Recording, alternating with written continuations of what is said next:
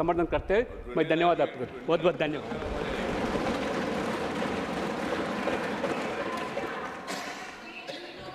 Please, Honorable Prime Minister, to reply the discussion.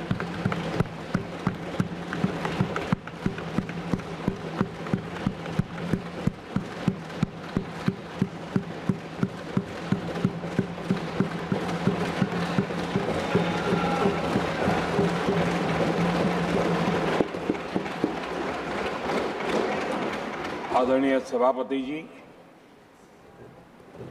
राष्ट्रपति जी के अभिभाषण पर धन्यवाद देने के लिए मैं भी इस चर्चा में शामिल हुआ हूं। राष्ट्रपति महोदया के भाषण में देशवासियों के लिए प्रेरणा भी थी, प्रोत्साहन भी था और एक प्रकार से सत्य मार्ग को पुरस्कृत भी किया गया था। आदरणीय सभापति जी, पिछले 2-2.5 दिन में इस चर्चा में करीब 70 माननीय सांसदों ने अपने विचार रखे हैं। इस चर्चा को समृद्ध बनाने के लिए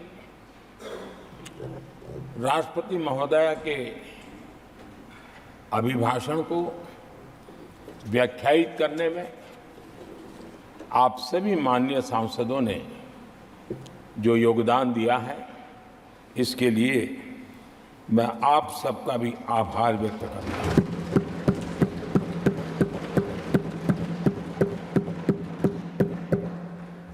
आदरणीय सभापति जी,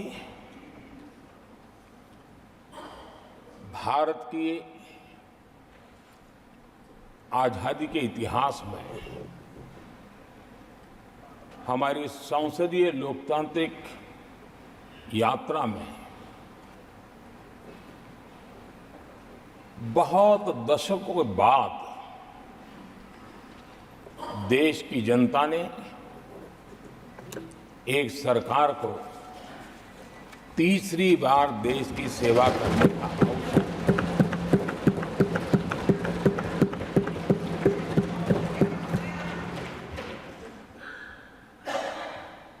60 साल के बाद ये हुआ है कि 10 साल के बाद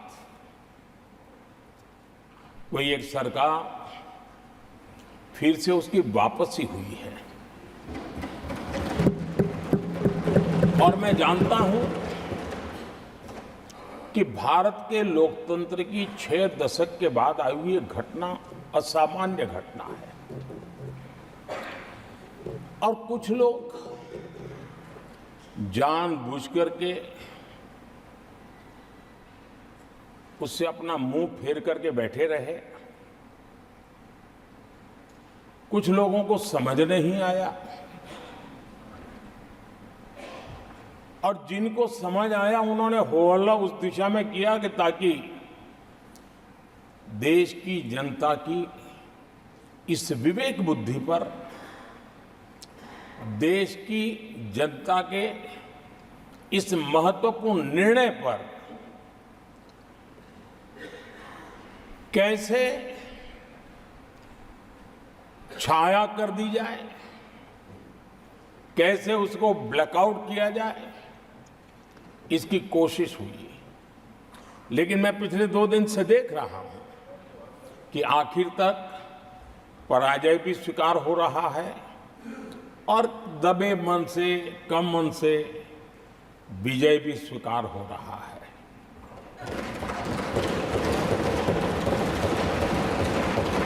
आदरणीय सभापति जी,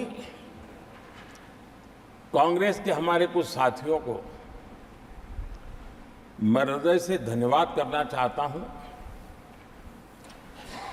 क्योंकि नतीजे आए तब से हमारे एक साथी की तरफ से मैं देख रहा था, उनकी पार्टी उनको समर्थन तो नहीं करते थे, लेकिन अकेले झंडा लेकर दौड़ रहे थे। और मैं कहता हूं, वो जो कहते थे उनके मुंह में घी शक्कर। और ये मैं क्यों कह रहा हूं? क्योंकि उन्होंने बार बार ढोल पीटा था 1/3 सरकार। इससे बड़ा सत्य क्या हो सकता है कि हमारे 10 साल हुए हैं, 20 और बाकी है। 1/3 हुआ है, 1/3 हुआ है, 2/3 बाकी। और इसलिए उनकी इस भविष्यवाणी को लिए मैं उनके मुंह में घी सकता।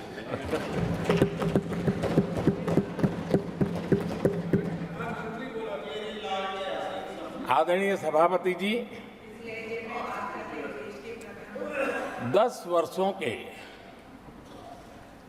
अखंड एकनिष्ठ अविरत सेवा भाव से किए हुए कार्य को देश की जनता ने जी भरकर के समर्थन दिया है। देश की जनता ने आशीर्वाद दिए हैं। आदरणीय सभापति जी, इस चुनाव में देशवासियों की विवेक बुद्धि पर गर्व होता है, क्योंकि उन्होंने प्रोपेगेंडा को परास्त कर दिया है।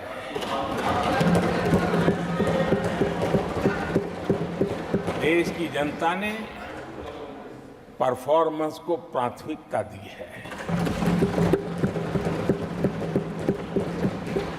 भ्रम की राजनीति को देशवासियों ने ठुकराया है और भरोसे की राजनीति पर विजय की मोहर लगा।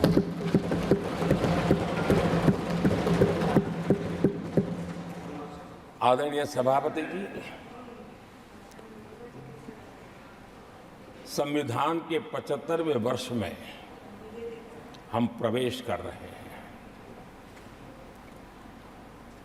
इस सदन के लिए भी ये पड़ाव विशेष है, क्योंकि इसे भी 75 साल हुए हैं और इसलिए एक सुभग संयोग है। आदरणीय सभापति जी, मेरे जैसे बहुत लोग हैं इस देश के सार्वजनिक जीवन में, जिनके परिवार में कोई गांव का सरपंच भी नहीं रहा है, गांव का प्रधान भी नहीं रहा है, राजनीति से कोई सरोकार नहीं रहा है, लेकिन आज अनेक महत्वपूर्ण पदों पर पहुंच करके देश की सेवा कर रहे हैं। और उसका कारण बाबा साहब आम्बेडकर ने जो संविधान दिया है, उसने हम जैसे लोगों को अवसर दिया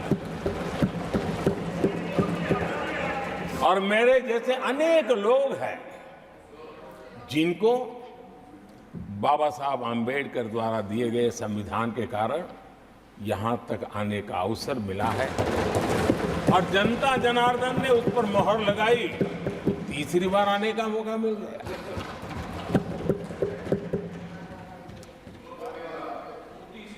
आदरणीय सभापति जी, संविधान हमारे लिए ये कोई आर्टिकल्स का कंपाइलेशन मात्र नहीं है, हमारे लिए उसका स्पिरिट भी और उसके शब्द भी बहुत मूल्यवान है।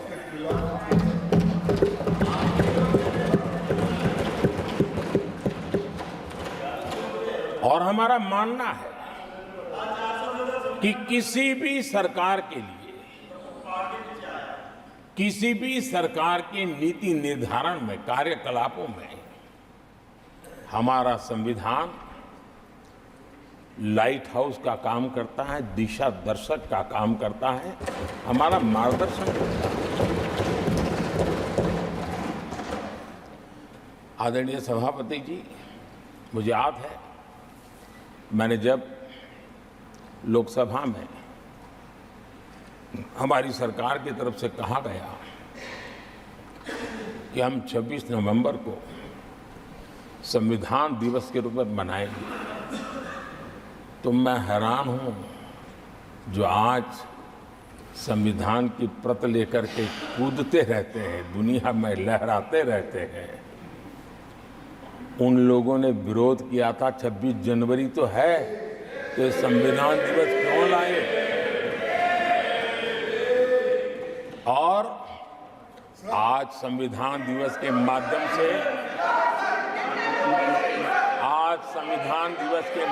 से देश के स्कूल कॉलेजेस में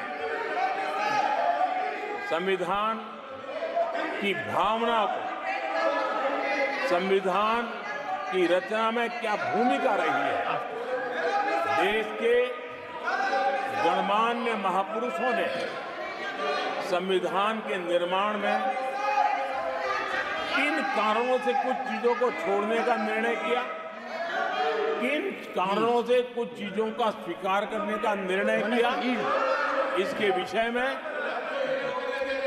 हमारे स्कूल कॉलेजेस में विस्तार से चर्चा हो, निबंध स्पर्धाएं हो, चर्चा सभाएं हो, एक व्यापक रूप से संविधान के प्रति आस्था का भाव जगे और संविधान के प्रति समझ विकसित हो। देशवासियों के लिए आने वाला पूरा कालखंड संविधान हमारी सबसे बड़ी प्रेरणा रहे, इसके लिए हम कोशिश करते रहे हैं। और अब जब 75 वर्ष में प्रवेश कर रहे हैं तो हमने इसे एक जन उत्सव के रूप में राष्ट्रव्यापी उत्सव मनाने का तय किया और इससे देश के कोने कोने में संविधान की भावना को, संविधान के पीछे जो मकसद है उसके विषय में भी देश को अवगत कराने का प्रयास है। आदरणीय सभापति जी, देश की जनता ने हमें तीसरी बार जो अवसर दिया है, वो अवसर विकसित भारत, आत्मनिर्भर भारत, इस यात्रा को मजबूती देने के लिए, इस संकल्प को सिद्धि तक ले जाने के लिए हमें देश के कोटि कोटि जनों ने आशीर्वाद दिए हैं।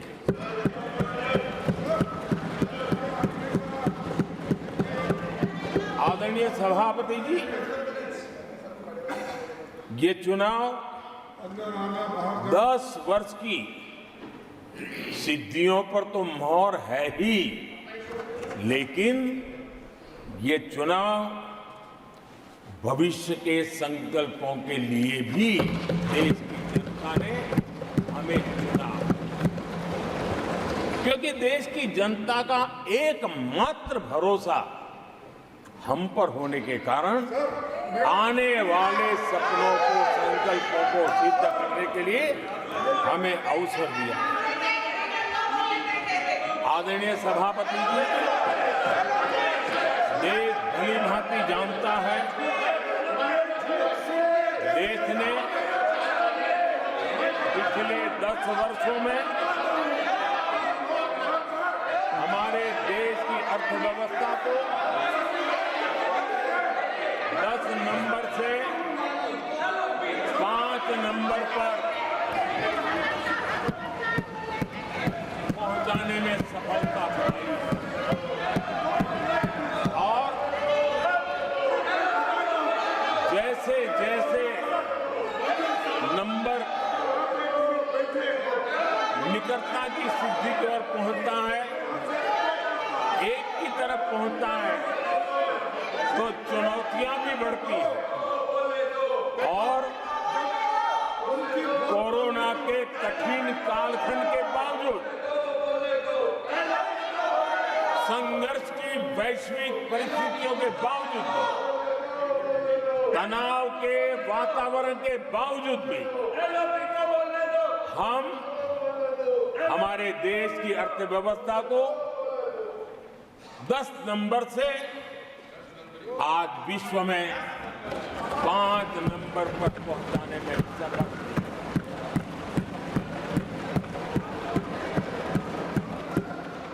इस बार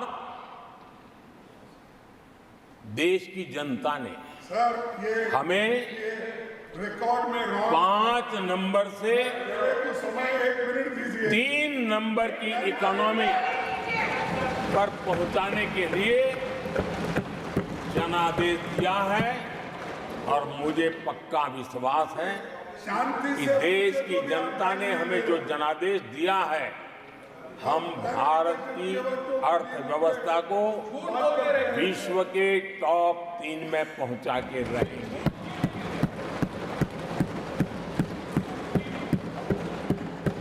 मैं जानता हूं आदरणीय सभापति जी, यहां कुछ ऐसे विद्वान हैं जो ये मानते हैं कि इसमें क्या है, ये तो होने ही वाला है, ये तो अपने आप तीसरे नंबर पे पहुंचने वाली है, ये तो अपने आप हो ही जाएगा, ऐसे विद्वान हैं। अब ये लोग ऐसे हैं जिन्होंने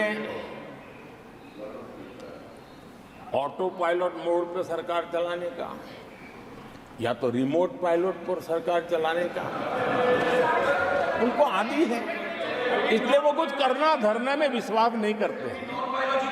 वो कुछ करने धरने में विश्वास नहीं करते, वो इंतजार करना जानते हैं। लेकिन हम परिश्रम में कोई कमी नहीं रखते।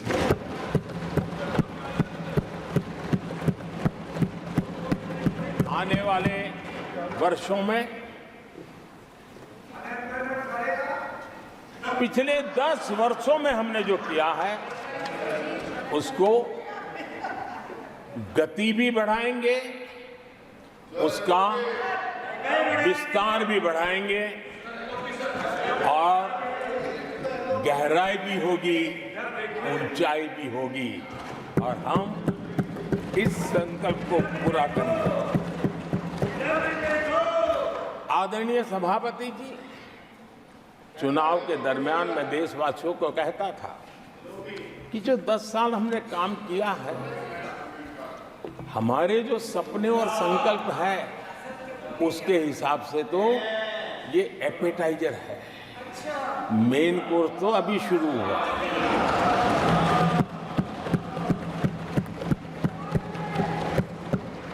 आदरणीय सभापति जी, आने वाले 5 साल मूल सुविधाओं के सैचुरेशन के और हम एक सामान्य नागरिक की जो रोजमर्रा की जिंदगी की आवश्यकताएं होती हैं, एक गरिमापूर्ण जीवन जीने के लिए जिन व्यवस्थाओं की, जिन सुविधाओं की, जिस प्रकार के गवर्नेंस की आवश्यकताएं होती हैं, हम इन मूलभूत सुविधाओं के सैचुरेशन का युग के रूप में उसको परिवर्तित करना चाहते हैं। आदरणीय सभापति जी, आने वाले 5 वर्ष गरीबों के खिलाफ निर्णायक लड़ाई के हैं। आने वाले 5 वर्ष गरीबी के खिलाफ गरीबों की लड़ाई, और मैं मानता हूं गरीब जब गरीबी के खिलाफ लड़ाई के लिए एक सामर्थ्य के साथ खड़ा हो जाता है तो गरीबों की गरीबी के खिलाफ की लड़ाई सफलता को प्राप्त करती है। और इसलिए आने वाले 5 साल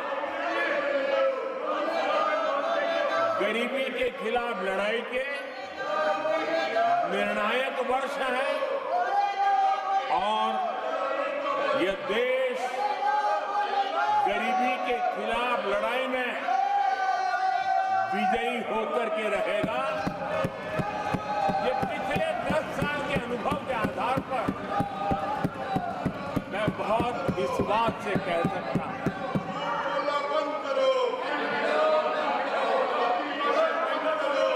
आदरणीय सभापति जी, जब देश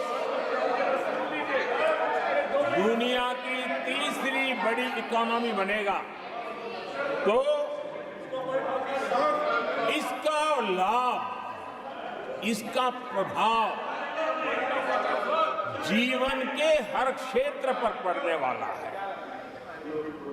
विकास के विस्तार के अनेक अवसर उपलब्ध होने वाले हैं और इसलिए जब हम दुनिया की तीसरे नंबर की इकोनॉमी बनेंगे तब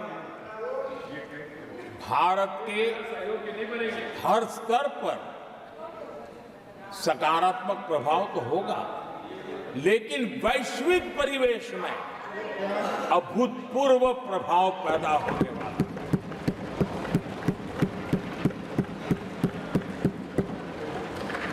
आदरणीय सभापति जी, हम आने वाले कालखंड में नए स्टार्टअप्स का, नई कंपनियों का वैश्विक उभार देख रहे हैं और मैं देख रहा हूं कि आने वाले कालखंड में हमारे टियर 2, टियर 3 सिटीज भी ग्रोथ इंजन की भूमिका में देश में बहुत बड़ा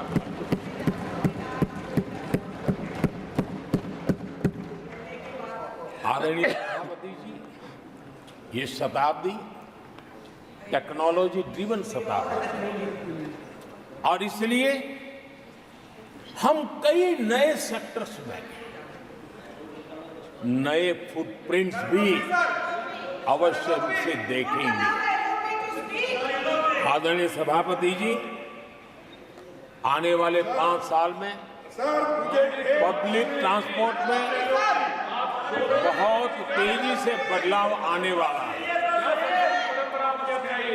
और इसका लाभ भारत के कोटि-कोटि जनों को जल्द से जल्द मिले, उस दिशा में हम गंभीरता से आगे बढ़ना चाहते हैं। आदरणीय सभापति जी, भारत की विकास यात्रा में हमारे छोटे शहर, चाहे खेल जगत हो, चाहे शिक्षा जगत हो, चाहे इनोवेशन हो, चाहे पेटेंट की रजिस्ट्री हो, मैं साफ देख रहा हूं कि हमारे छोटे छोटे शहर, हजारों की तादाद में से शहर भारत में एक विकास का नया इतिहास गढ़ने वाले हैं।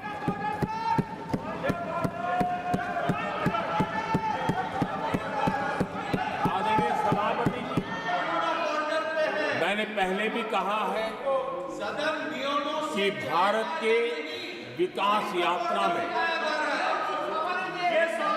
4 प्रमुख स्तंभ, उसका सशक्तिकरण, उनको अवसर, ये बहुत बड़ी ताकत देने वाले हैं। आदरणीय सभापति जी, हमारे देश के किसान, हमारे देश के गरीब, हमारे देश के युवा और हमारे देश की नारी शक्ति, आदरणीय सभापति जी, हमने हमारी विकास यात्रा में हमारा जो फोकस है उसको हमने रेखांकित किया है।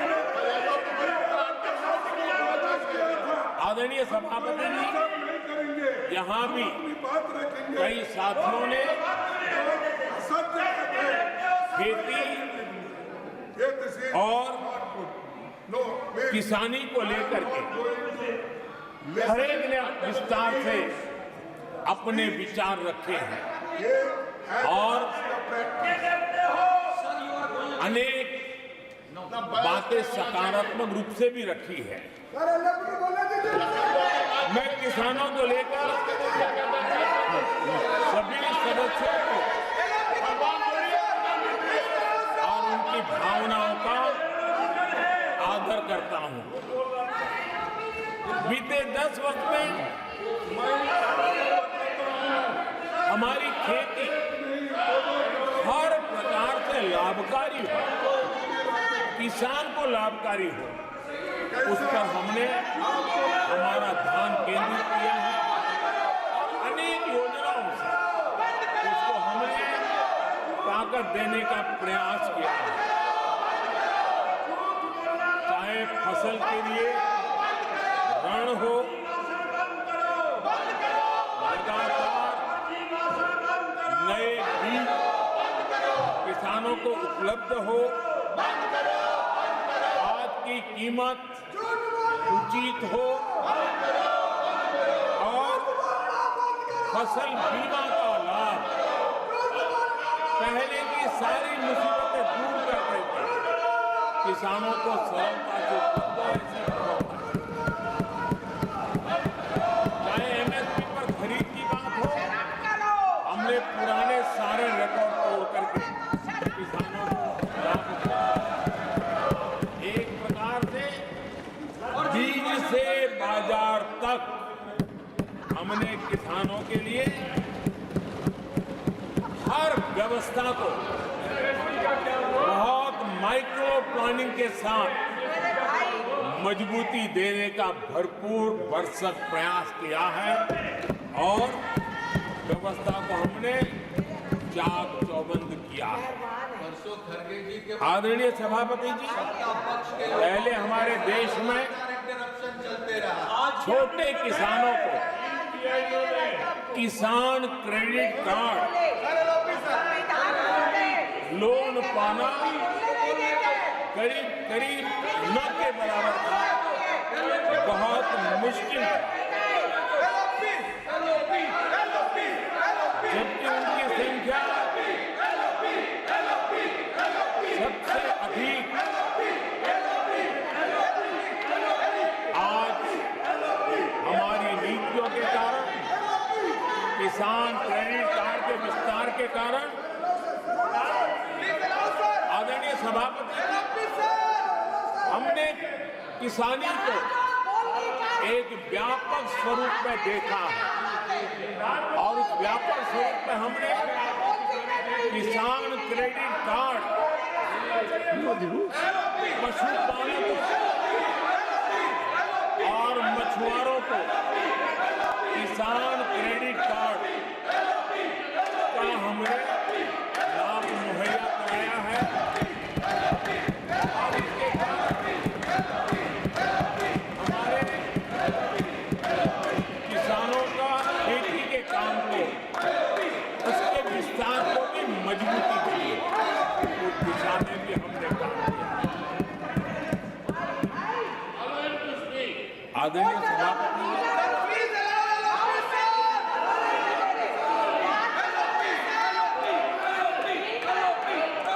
कांग्रेस के कार्यकाल में 10 साल में एक बार किसानों की कर्ज माफी की बहुत डोल पिटे गए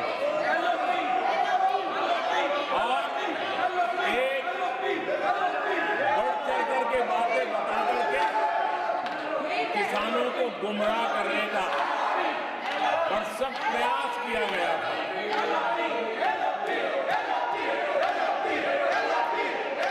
और 60,000 करोड़ की कर्ज माफी, उसका इतना हल्ला मचाया था और एक अनुमान था तो उसके लाभार्थी करीब देश के 3 करोड़ किसान थे। सामान्य गरीब छोटे किसान का तो उसमें नामो निशान नहीं था। जिसको सबसे जरूरत थी, इसकी उनकी योजना में कोई परवाह नहीं थी और उन तक कोई लाभ पहुंच भी नहीं पाया था।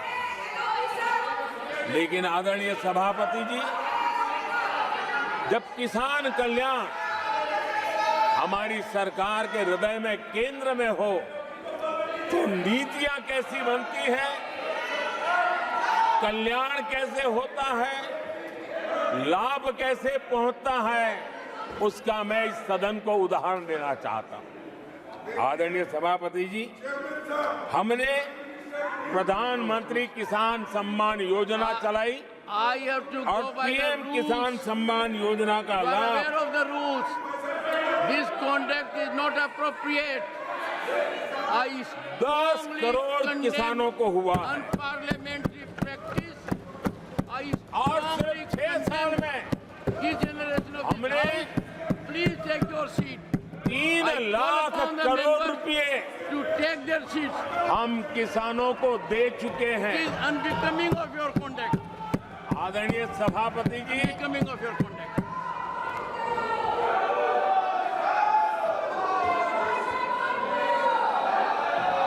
आदरणीय सभापति जी, देश देख रहा है, झूठ फैलाने वालों की सत्य सुनने की ताकत भी नहीं होती।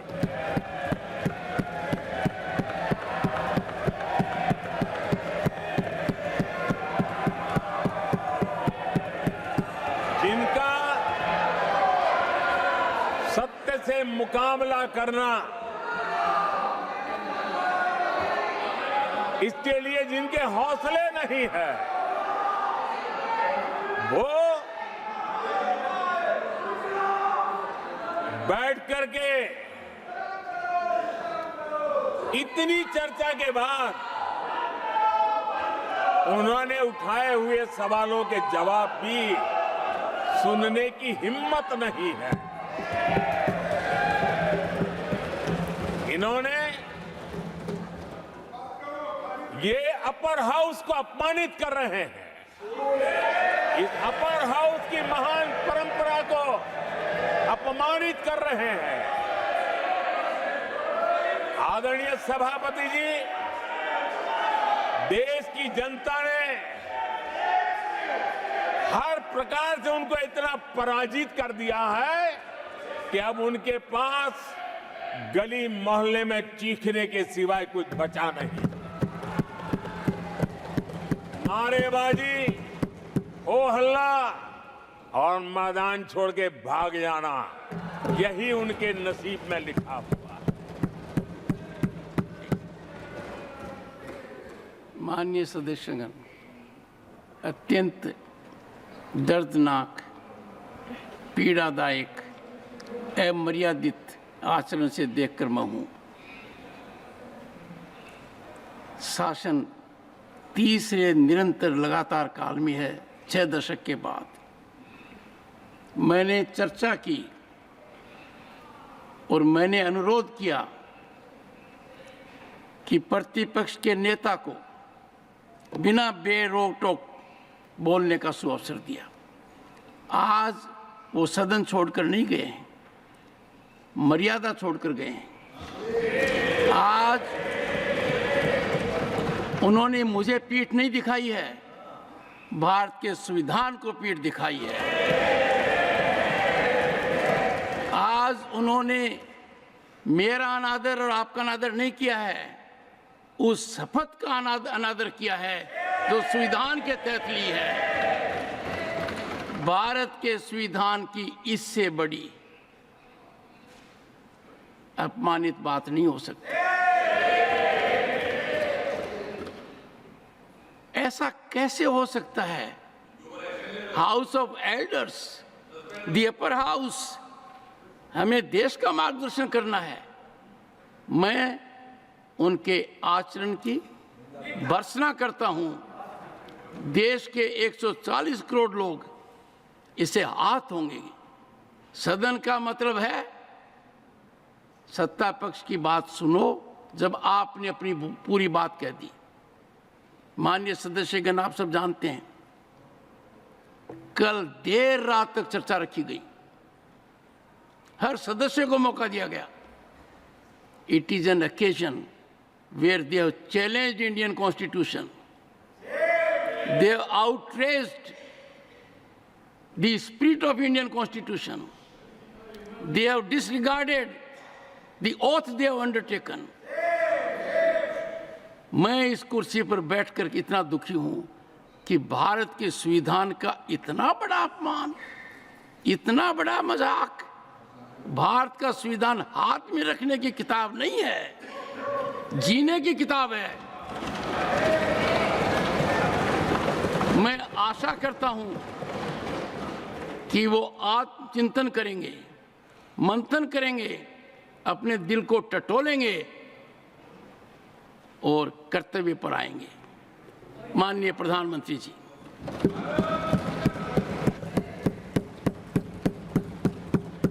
आदरणीय सभापति जी, आपकी वेदना मैं समझ सकता हूं।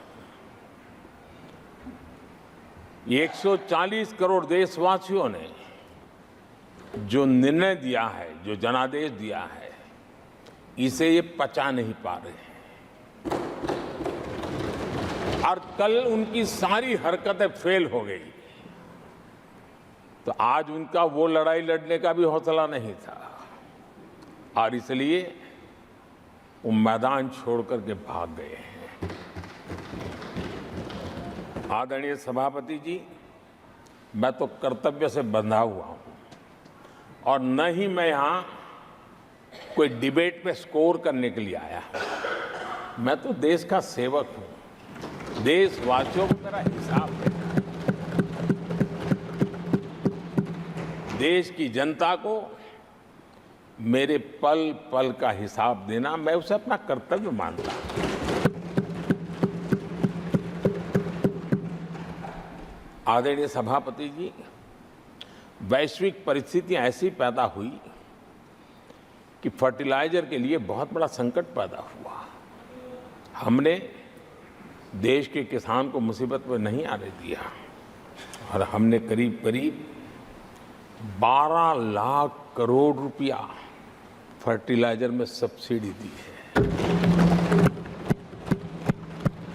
और जो भारत के आजादी के इतिहास में सर्वाधिक है। और उसी का परिणाम है कि हमारे किसान को फर्टिलाइजर का इतना बड़ा बोझ उस तक हमने जाने नहीं दिया। सरकार ने अपने कंधे पर उसको उठा लिया है। आदरणीय सभापति जी, हमने एमएसपी में भी रिकॉर्ड बढ़ोतरी की है। इतना ही नहीं, खरीद के भी नए रिकॉर्ड बनाए हैं। पहले एमएसपी की घोषणा होती थी लेकिन किसानों से कुछ भी लिया नहीं जाता था, बातें बताई जाती थी।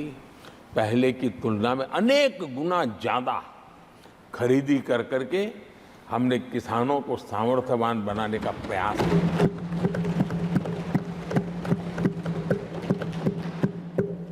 आदरणीय सभापति जी, 10 वर्षों में हमने कांग्रेस सरकार की तुलना में धान और गेहूं किसानों तक 2.5 गुना अधिक पैसा पहुंचाया और हम आने वाले 5 साल सिर्फ इसी का इंक्रीमेंटल वृद्धि करके रुकना नहीं चाहते। हम नए नए क्षेत्रों को, उन कठिनाइयों का अध्ययन करके उसकी मुक्ति के लिए प्रयास कर रहे हैं। और इसलिए आदरणीय सभापति जी, अन्न भंडारण का विश्व का सबसे बड़ा अभियान हमने हाथ लिया है और लाखों की तादाद में विकेंद्रित व्यवस्था के तहत अन्न भंडारणों की रचना करने की दिशा में काम चल पड़ा है।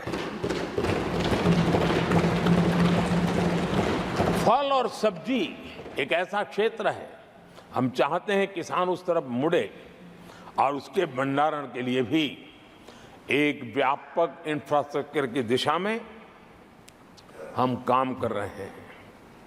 आदरणीय सभापति जी, सबका साथ सबका विकास इस मूल मंत्र को लेकर के हमने देश सेवा की हमारी यात्रा को निरंतर विस्तार देने का प्रयास किया है। देशवासियों को गरिमापूर्ण जीवन देना ये हमारी प्राथमिकता रही है। आजादी के बाद अनेक दशकों तक जिनको कभी पूछा नहीं गया, आज मेरी सरकार उनको पूछती तो है, उनको पूजती भी है।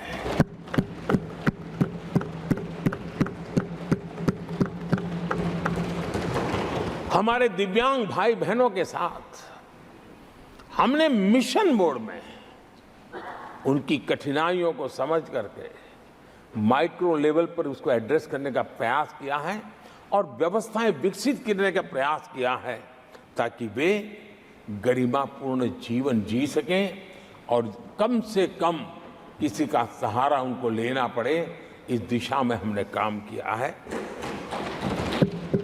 आदरणीय सभापति जी, हमारे समाज में किसी न किसी कारणवश एक उपेक्षित वर्ग, यानी एक प्रकार से समाज में बार बार हरदूत होने वाला वर्ग, वो ट्रांसजेंडर वर्ग है।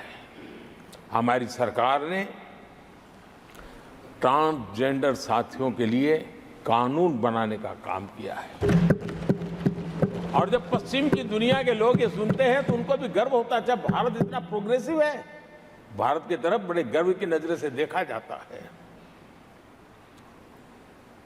हमने उनको मुख्य धारा में लाने का प्रयास शुरू किया है।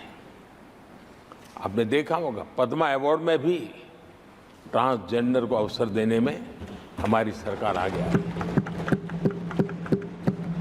आदरणीय सभापति जी, हमारे गुमंत जनजातीय समुदाय, हमारे गुमंत साथी, हमारे बंजारा परिवार, उनके लिए एक अलग कल्याण बोर्ड बनाया है ताकि उनकी आवश्यकताओं को हम एड्रेस कर सकें और उनको भी एक स्थायी, सुरक्षित और संभावनाओं वाला जीवन प्राप्त हो, उस दिशा में हम काम कर रहे हैं। आदरणीय सभापति जी, हम एक शब्द लगातार सुनते आए हैं, पीवीटीजी, पीवीटीजी, पीवीटीजी। हमारे जनजातीय समूह में ये सबसे पीछे रहा हुआ और आज़ादी के इतने सालों के बाद भी जिन्होंने उनको निकट से देखा होगा, पता चलता है कि कैसी हालत में जीते हैं। उनकी तरफ किसी ने नहीं देखा। हमने एक विशेष व्यवस्था की है और पीएम जनमन योजना के तहत 24,000 करोड़ रुपए, ये समुदाय बिखरा हुआ है, छोटी संख्या में है, वोट की उनकी ताकत नहीं है और यहाँ देश की परंपरा है जिसकी वोट की ताकत है उसी की चिंता करना, लेकिन समाज के ऐसे अति पिछड़े लोगों की कोई चिंता नहीं करता था। हमने वो चिंता की है क्योंकि हम वोट की राजनीति नहीं करते हैं, हम विकास की राजनीति करते हैं। आदरणीय सभापति जी, हमारे देश में पारंपरिक पारिवारिक कौशल्य भारत की विकास यात्रा का और व्यवस्था का एक अंग रहा है। जो हमारा विश्वकर्मा समूह है, जिनके पास परंपरागत से हुनर है और जो समाज की आवश्यकताओं को पूरी करता है, लेकिन उनको कभी एड्रेस नहीं किया गया। हमने करीब करीब 13,000 करोड़ रुपए की योजना से विश्वकर्मा समुदाय को आधुनिकता की तरफ ले जाना, उनके अंदर प्रोफेशनलिज्म आई। आदरणीय सभापति जी, गरीबों के नाम पर बैंकों का राष्ट्रीयकरण तो कर दिया गया था, लेकिन मेरे रेहड़ी पटरी वालों को कभी बैंक के दरवाजे तक देखने की हिम्मत नहीं होती थी, ये हालत थी। पहली बार देश में पीएम स्वनिधि योजना के तहत रेहड़ी पटरी वालों की चिंता की गई है और आज वो ब्याज के कुचक्र से बाहर आकर के अपने परिश्रम से और ईमानदारी से जो रेहड़ी पटरी वालों को बैंकों से लोन मिले हैं, वे लगातार बैंक वाले भी खुश हैं, लेने वाले भी खुश हैं। और जो कल फुटपाथ पर रेहड़ी बैठता था, आज एक छोटी दुकान दिशा में बनाने की दिशा में आगे बढ़ रहा है। जो पहले खुद मजदूरी करता था, आज एक आध दो को रोजगार देने की दिशा में काम कर रहा है। और यही कारण है कि गरीब हो, दलित हो, पिछड़े हो, आदिवासी हो, महिला हो, उन्होंने हमारा भारी समर्थन किया है। आदरणीय सभापति जी, हम विमेन लेड डेवलपमेंट की बात करते हैं। दुनिया के प्रगतिशील देशों के लिए भी विमेन डेवलपमेंट तो बहुत स्वाभाविक स्वीकार करते हैं, लेकिन विमेन लेड डेवलपमेंट की बात करते हैं तो उनके भी उत्साह में थोड़ी कमी नजर आती है। ऐसे समय भारत ने नारा नहीं, निष्ठा के साथ विमेन लेड डेवलपमेंट की ओर कदम बढ़ाए और महिला सशक्तिकरण का लाभ आज दिख रहा है, हर क्षेत्र में दिख रहा है और भारत की विकास यात्रा में वो कंट्रीब्यूट कर रहा है। मैं आदरणीय सांसद सुधा मूर्ति जी का आभार व्यक्त करता हूं कि कल उन्होंने चर्चा में महिलाओं के आरोग्य के विषय पर बल दिया था और उसका महात्म्य क्या है, उसकी आवश्यकता क्या है, उस पर बड़े विस्तार से उन्होंने कहा था। और उन्होंने एक बात ये भी बड़ी इमोशनल बताई थी कि माँ अगर चली गई तो उसका कोई उपाय नहीं होता, फिर नहीं मिल सकती। ये भी बड़ी भावात्मकता से उन्होंने बताया था। विमेन हेल्थ, सैनिटेशन, वेलनेस पर हमने 10 वर्षों में एक प्रायोरिटी सेक्टर के लिए काम किया है। आदरणीय सभापति जी, टॉयलेट हो, सैनिटरी पैड्स हो, गैस कनेक्शन हो, प्रेगनेंसी के दौरान वैक्सीनेशन की व्यवस्था हो और इसका फायदा हमारे देश की माताओं बहनों को मिला है। आदरणीय सभापति जी, आरोग्य के साथ साथ महिलाएं आत्मनिर्भर बने, उस दिशा में भी हम लगातार काम कर रहे हैं। बीते वर्षों में हमने जो 4 करोड़ घर बनाए हैं, उसमें से ज्यादातर घर हमने महिलाओं के नाम पर रखे। बैंकों में खाते खुलने से, मुद्रा और सुकन्या समृद्धि जैसी योजना से आर्थिक फैसलों में महिलाओं की भूमिका भी बढ़ी है, भागीदारी भी बढ़ी है और एक प्रकार से वो परिवार में भी अब निर्णय प्रक्रिया का हिस्सा बनने लगी है।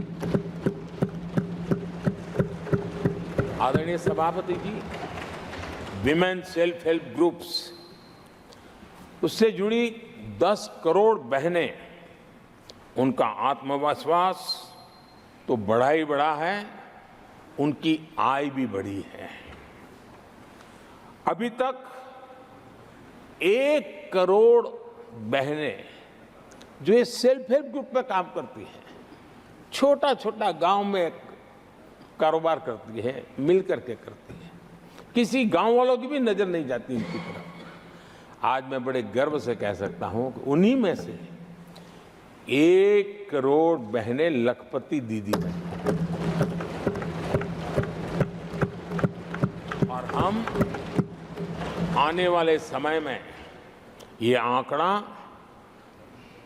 3 करोड़ बहनों को लखपति दीदी बनाने की दिशा में बढ़ा रहे हैं।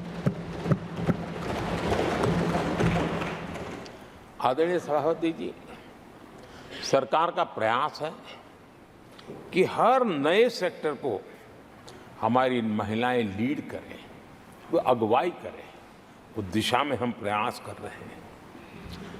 नई टेक्नोलॉजी आती है, लेकिन महिलाओं के नसीब बहुत बहुत आखिर में आती है। हमारी कोशिश है कि नई टेक्नोलॉजी का पहला अवसर हमारी महिलाओं के हाथ लगे और वे इसको और इसी के तहत नमो ड्रोन दीदी ये अभियान बहुत सफलतापूर्वक आगे बढ़ा है और आज गांव में किसानों को मदद करने का टेक्नोलॉजी के माध्यम से काम गांव की हमारी महिलाएं कर रही है। और मैं जब उनसे बात कर रहा था तो मुझे कह रही है, अरे साहब हम तो कभी साइकिल भी नहीं चलाना जानते थे, आपने हमें पायलट बना दिया है और पूरा गांव हमें पायलट दीदी के नाम से जानने लगा। और इस गरिमापूर्ण बात उनके जीवन में आगे बढ़ने के लिए बहुत बड़ी ताकत बन जाता है, एक बहुत बड़ा ड्राइविंग फोर्स बन जाता है। आदरणीय सभापति जी, देश का दुर्भाग्य है कि ऐसे संवेदनशील मामलों में भी राजनीति जब होती है तब देशवासियों को और विशेषकर महिलाओं को अकल्प पीड़ा होती है। ये जो महिलाओं के साथ होते अत्याचार में विपक्ष का जो सिलेक्टिव रवैया है, ये सिलेक्टिव रवैया बहुत ही चिंताजनक है। आदरणीय सभापति जी, मैं आपके माध्यम से देश को बताना चाहता हूं, मैं किसी राज्य के खिलाफ नहीं बोल रहा हूं, न ही मैं कोई राजनीतिक स्कोर करने के लिए बोल रहा हूं, लेकिन कुछ समय पहले मैंने बंगाल से आई कुछ तस्वीरों को सोशल मीडिया पे वीडियो देखा। एक महिला को वहां सरेआम सड़क पर पीटा जा रहा है। वो बहन चीख रही है, लेकिन वहां खड़े हुए कोई उसकी मदद के लिए नहीं आ रहा है, वीडियो बनाने में लगे हुए हैं। और जो घटना संदेश खली में हुई, जिसकी तस्वीरें रोंगटे खड़े करने वाली है, लेकिन बड़े बड़े दिग्गज मैं सुन रहा हूं कल से, इसके लिए पीड़ा उनके शब्दों में भी नहीं झलक रही है। इससे बड़ा शर्मिंदगी का दुखद चित्र क्या हो सकता है। और जो अपने आप को बहुत बड़े प्रगतिशील नारी नेता मानते हैं, वो भी मुंह पे ताले लगा करके बैठ गए, क्योंकि संबंध उनके राजनीतिक जीवन से जुड़े किसी दल से या उस राज्य से है।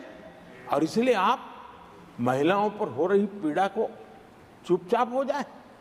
आदरणीय सभापति जी, मैं समझता हूं कि जिस प्रकार से दिग्गज लोग भी ऐसी बातों को नजरअंदाज करते हैं, तब देश को तो पीड़ा होती है, हमारी माताओं बहनों को ज्यादा पीड़ा होती है। आदरणीय सभापति जी, राजनीति इतनी सिलेक्टिव हो और जहां उनकी राजनीति को अनुकूल नहीं होता है तो इनको सांप सूंघ जाता है, ये बहुत चिंता का विषय है। आदरणीय सभापति जी, भारत की जनता ने तीसरी बार पूर्ण बहुमत की स्थिर सरकार चुनकर देश में तो स्थिरता और निरंतरता को तो आदेश दिया ही है, लेकिन इस चुनाव के नतीजों ने विश्व को आश्वस्त किया है। आदरणीय सभापति जी,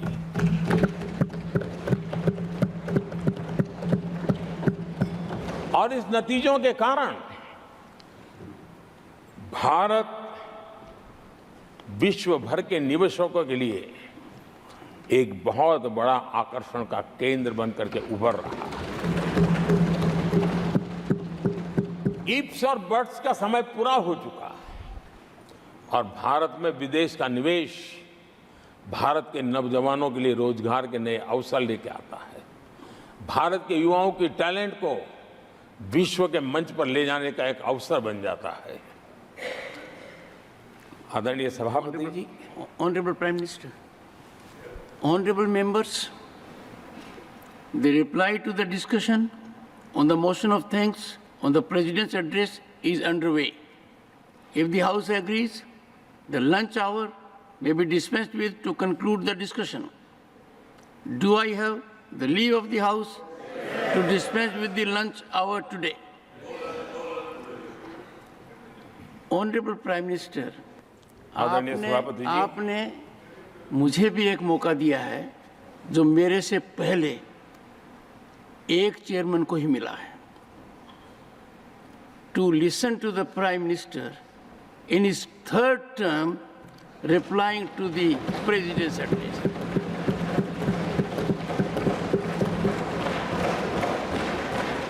और आपसे इंस्पिरेशन लेकर आप देखिए, टेबल के ऊपर हमने पुरुषों का 1/3 रिजर्वेशन कर दिया है। ऑनरेबल प्राइम मिनिस्टर, आदरणीय सभापति जी, वैश्विक अर्थव्यवस्थाओं में संतुलन जो चाहते हैं, उनका भारत का ये विजय उनके लिए एक बहुत बड़ी नई आशा लेकर के आया है।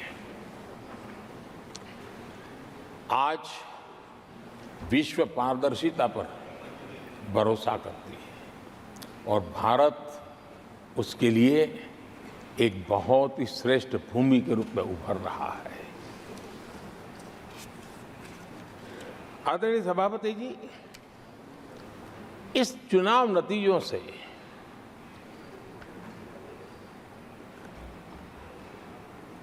जो कैपिटल मार्केट है उसमें तो उछाल नजर आ ही रहा है, लेकिन दुनिया में भी बहुत बड़ा उमंग और आनंद का माहौल है। तो मैं अपने व्यक्तिगत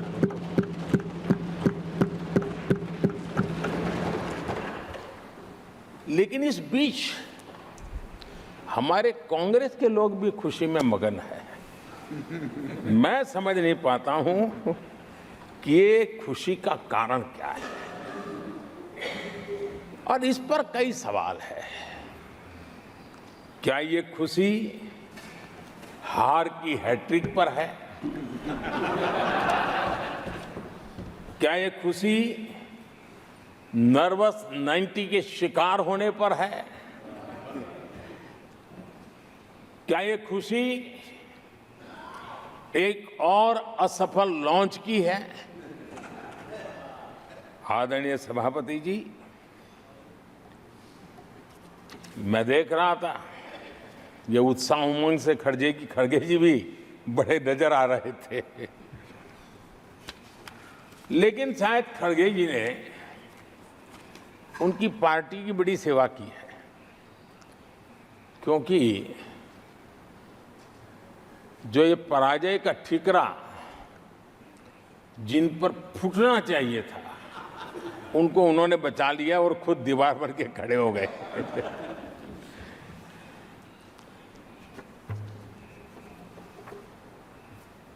और कांग्रेस का रवैया ऐसा रहा है कि जब जब ऐसी परिस्थिति आती है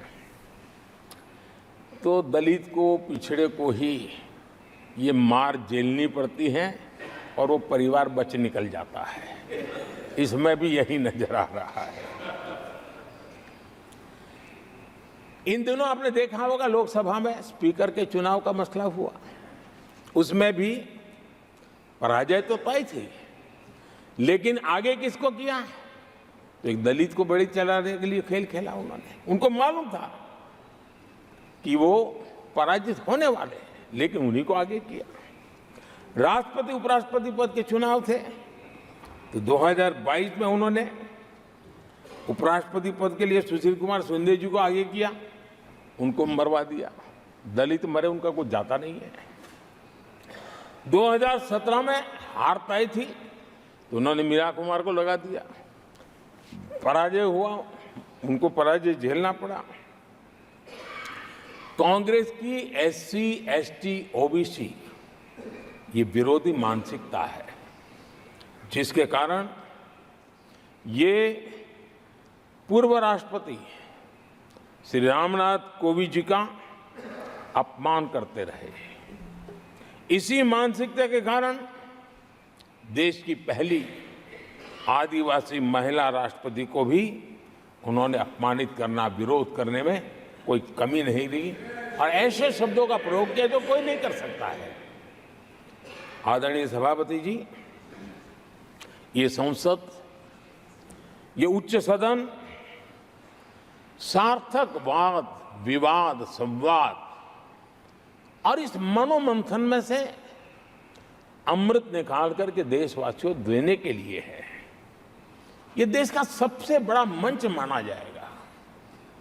लेकिन जब मैंने कई वरिष्ठ नेताओं की बातें सुनी पिछले 2 दिन में, सिर्फ मुझे ही नहीं पूरे देश को निराशा हुई है। यहां कहा गया कि ये देश के इतिहास का पहला चुनाव था जिसका मुद्दा संविधान की रक्षा था। मैं जरा उन्हें याद कराना चाहता हूं, क्या अब भी ये फेक नैरेटिव चलाते रहोगे क्या? क्या आप भूल गए 1977 का चुनाव? अखबार बंद थे, रेडियो बंद थे,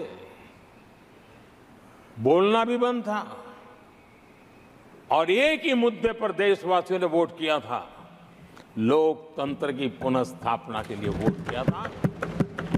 संविधान की रक्षा के लिए पूरे विश्व में इससे बड़ा कभी चुनाव नहीं हुआ है और भारत के लोगों की रगों में लोकतंत्र किस प्रकार से जीवित है वो 1977 के चुनाव ने दिखा दिया। लेकिन आप गुमराह कर रहे हो देश को। मैं मानता हूं कि संविधान की रक्षा का वो सबसे बड़ा चुनाव था और उस समय देश की विवेक बुद्धि ने संविधान की रक्षा के लिए उस समय सत्ता पर बैठे हुए लोगों को उखाड़ करके फेंक दिया था। और इस बार अगर संविधान की रक्षा का चुनाव था तो देशवासियों ने संविधान की रक्षा के लिए हमें योग्य पाया है।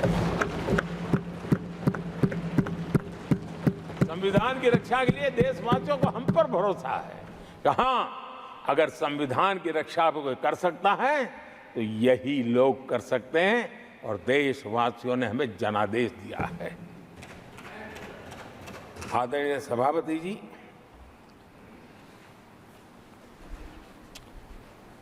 जब खड़गे जी ऐसी बातें बोलते हैं तो जरा पीड़ादायक लगता है, क्योंकि इमरजेंसी के दौरान संविधान पर जो जुल्म हुआ, जो बुलडोजर चलाया गया संविधान के ऊपर, लोकतंत्र की धज्जियां उड़ा दी गई, तब उसी दल के महत्वपूर्ण नेता के रूप में उनके साक्षी है, फिर भी सदन को गुमराह कर रहे हैं।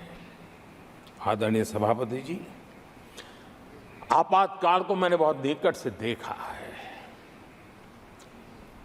करोड़ों लोगों को कल्पना भार की यातनाएं दी गई है, उनका जीना मुश्किल कर दिया गया था और जो संसद के अंदर होता था वो तो रिकॉर्ड पर है। भारत के संविधान की बातें करने वालों को मैं पूछता हूं, जब आपने लोकसभा को 7 साल चलाया था, लोकसभा का कार्यकाल 5 साल है, वो कौन सा संविधान था जिसको लेकर के आपने 7 साल तक सत्ता की मौज ली और लोगों पर जुल्म करते रहे? और आप संविधान हमें सिखाते हो? आदरणीय सभापति जी,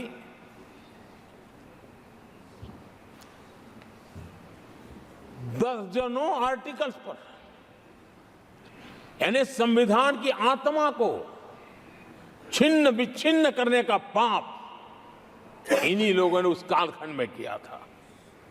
38वां, 39वां और 42वां संविधान संशोधन, और उस संशोधन में यानी मिनी कॉन्स्टिट्यूशन, यानी मिनी कॉन्स्टिट्यूशन के रूप में कहा जाता था।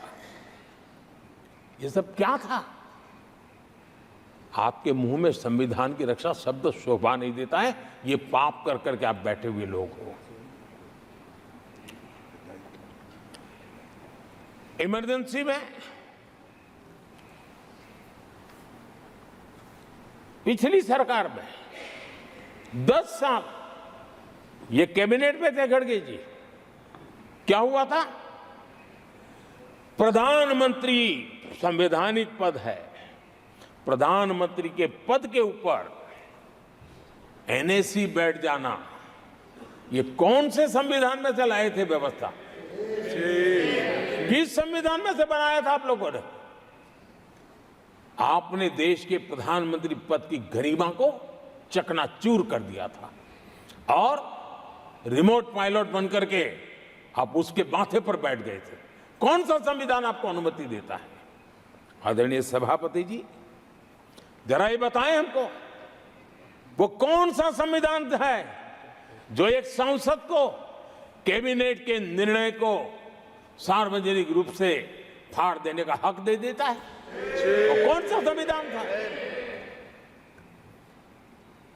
किस हैसियत से फाड़ा गया था? आदरणीय सभापति जी, हमारे देश में लिखित रूप में प्रोटोकॉल की व्यवस्था है। राष्ट्रपति, उपराष्ट्रपति, प्रधानमंत्री, स्पीकर सब कैसे कहां होते हैं? कोई मुझे बताएं कि संविधान की मर्यादाओं को तार तार करके प्रोटोकॉल में एक परिवार को प्राथमिकता कैसे दी जाती थी? कौन सा संविधान था? संवैधानिक पदों पर बैठे हुए लोगों बाद में, एक परिवार के लोग पहले। कौन से संविधान की मर्यादा रखी थी आपने? और आज संविधान की बातें करते हैं, संविधान लहराते हैं, जय संविधान कहते हैं। अरे आप लोग तो India is Indira, Indira is India के नारे लगा करके जिए हो। आपको संविधान की कोई आदर भाव कभी व्यक्त कर नहीं पाए हो। आदरणीय सभापति जी, मैं बहुत गंभीरता से कह रहा हूं कि इस देश में कांग्रेस संविधान की सबसे बड़ी विरोधी है। उसके जहन में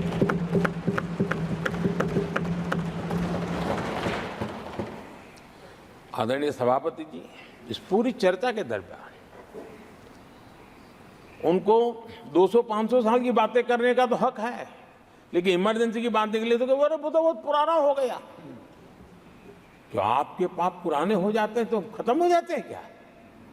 आदरणीय सभापति जी, इस हाउस में कोशिश की गई संविधान की बात करना, लेकिन इमरजेंसी को कभी भी आने नहीं देना, ये चर्चा करने का अनुभव है। लेकिन ये देश,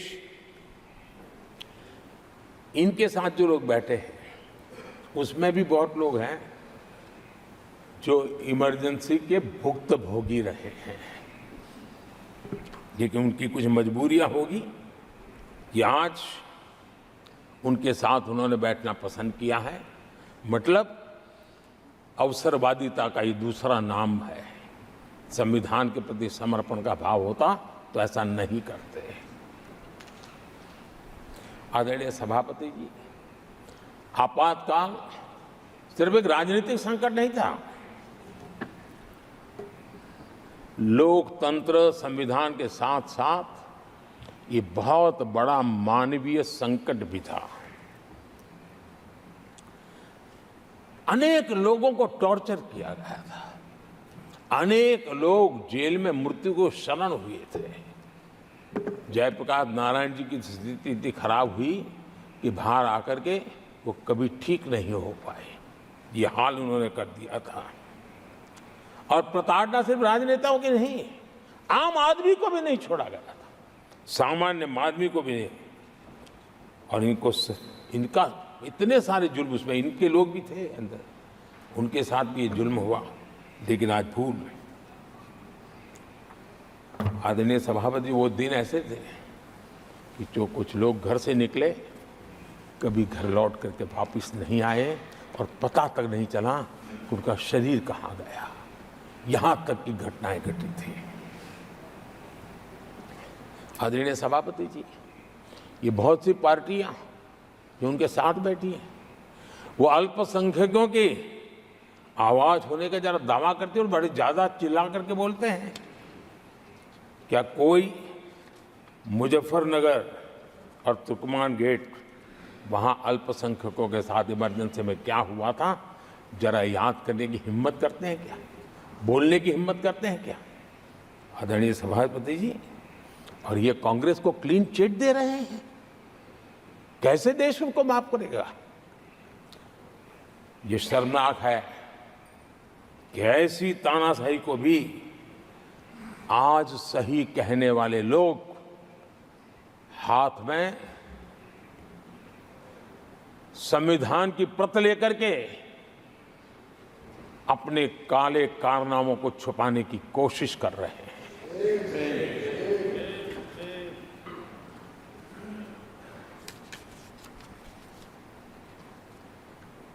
आदरणीय सभापति जी, उस समय कई अलग छोटे छोटे राजनीतिक दल थे। ये इमरजेंसी के खिलाफ लड़ाई के मैदान में उतरे थे और धीरे धीरे उन्होंने अपनी जमीन बनाई थी। आज वो कांग्रेस का सहयोग कर रहे हैं। और मैंने कल लोकसभा में कहा था, अब कांग्रेस का परजीवी युग शुरू हुआ है। ये परजीवी कांग्रेस है। जहां वो खुद अकेले लड़े वहां उनका स्ट्राइक रेट शर्मजनक है, और जहां किसी के सहारे, किसी के कंधे पर बैठने का मौका मिला, वहीं पर से बच करके आए हैं। देश की जनता ने आज भी उनको स्वीकार नहीं किया है। वो किसी की आड़ में आए हैं। ये कांग्रेस परजीवी है। किसी और के कारण सहयोगी दलों के वोट खा करके वो जरा फली फूली है, ऐसा दिखता है। और कांग्रेस का परजीवी होने का कारण उनके अपने कारनामों से है। वो देश की जनता का विश्वास नहीं लेता है। वो जोड़ तोड़ करके बचने का रास्ता खोज रहे हैं। जनता जनार्दन का विश्वास जीतने के लिए इनके पास कुछ नहीं है। इसलिए फेक नैरेटिव के द्वारा, फेक वीडियो के द्वारा देश को भ्रमित करके, गुमराह करके अपने कारनामे करने की आदत है।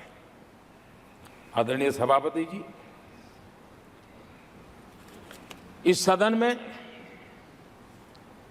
ये उच्च सदन है, यहां विकास के विजन पर चर्चा होना स्वाभाविक अपेक्षित है। लेकिन भ्रष्टाचार के गंभीर आरोपों से घिरे लोग, ये कांग्रेस वाले भ्रष्टाचारी बचाओ आंदोलन चलाने लग गए हैं बेशर्मी के साथ। जिनको सजाएं मिली है भ्रष्टाचार में, इनके साथ तस्वीरें निकालने में उनको मजा आ रहा है। पहले ये लोग हमको पूछते थे, बातें तो बड़ी करते थे, भ्रष्टाचारियों पर कार्रवाई क्यों नहीं होती है? और जब भ्रष्टाचारी जेल जा रहे हैं तो हंगामा कर रहे हैं। क्या आप लोगों को जेल क्या भेज रहे हो? आदरणीय सभापति जी, यहां चर्चा के दौरान केंद्र की जांच एजेंसियों पर आरोप लगाए गए हैं। जांच एजेंसियों का ये सरकार दुरुपयोग कर रही है, ऐसा कहा गया है। आदरणीय सभापति जी, अब आप मुझे बताइए, भ्रष्टाचार करे आप, शराब घोटाला करे आप, बच्चों के क्लास के बनाने में घोटाला करे आप, पानी तक में घोटाला करे आप, आपकी शिकायत करे कांग्रेस, आपको कोर्ट में घसीट करके ले जाए कांग्रेस, और अब कार्रवाई हो तो गाली दे मोदी को।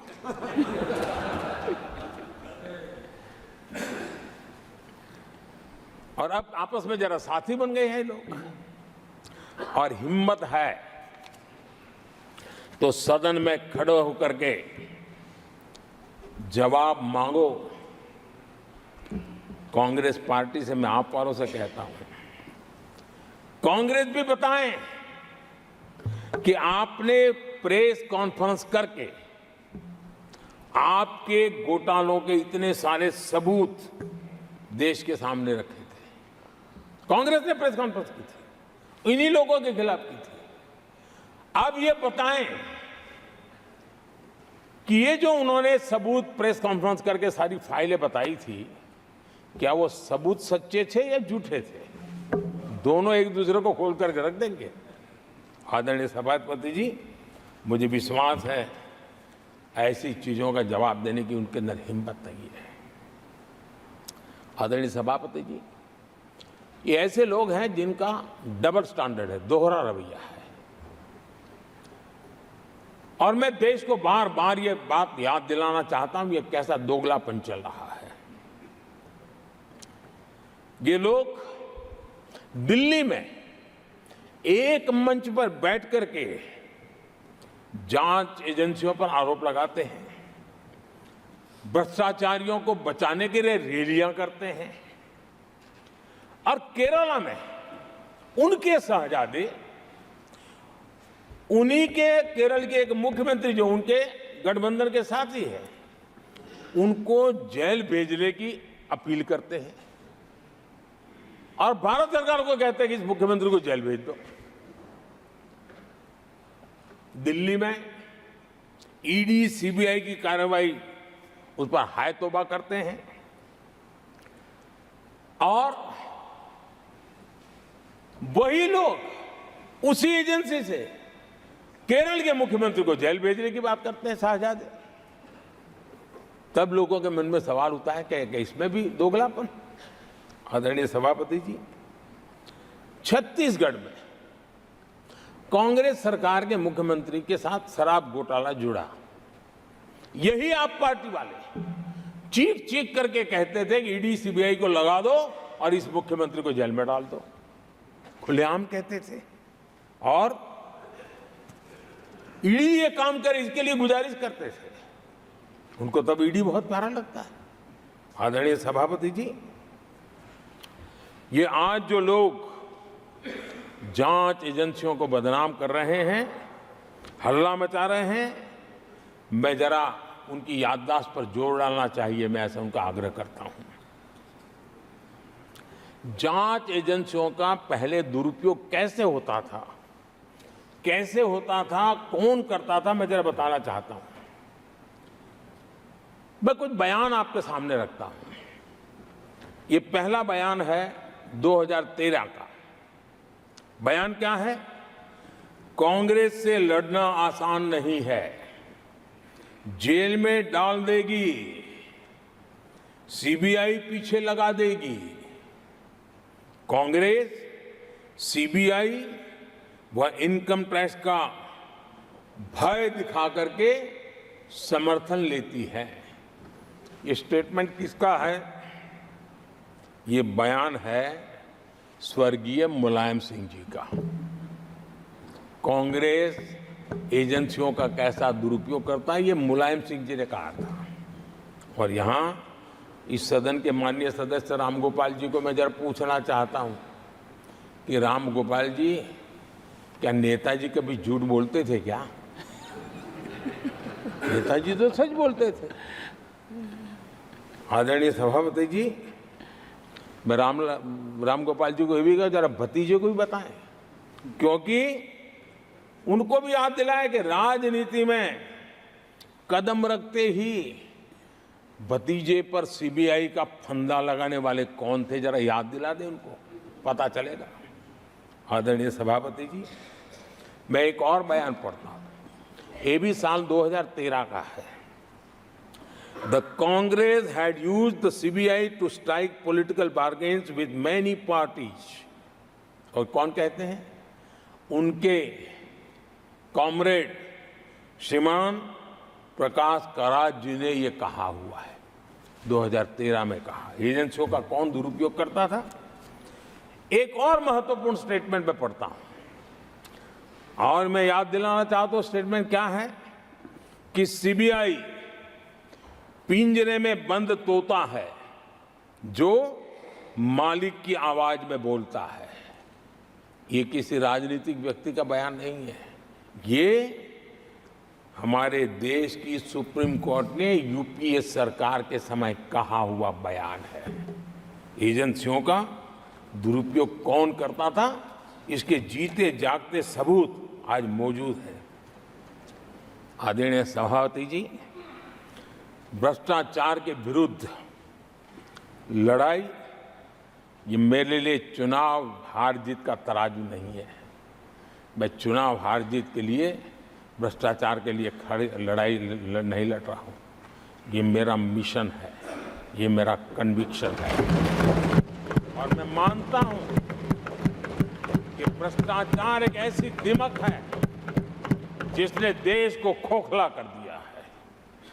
इस देश को भ्रष्टाचार से मुक्ति दिलाने के लिए, भ्रष्टाचार के प्रति सामान्य मानव के मन में नफरत पैदा करने के लिए मैं जी जान से जुटा हुआ हूं। और मैं इस पवित्र कार्य मानता हूं। 2014 में जब हमारी सरकार बनी तो हमने दो बड़ी बातें कही थी।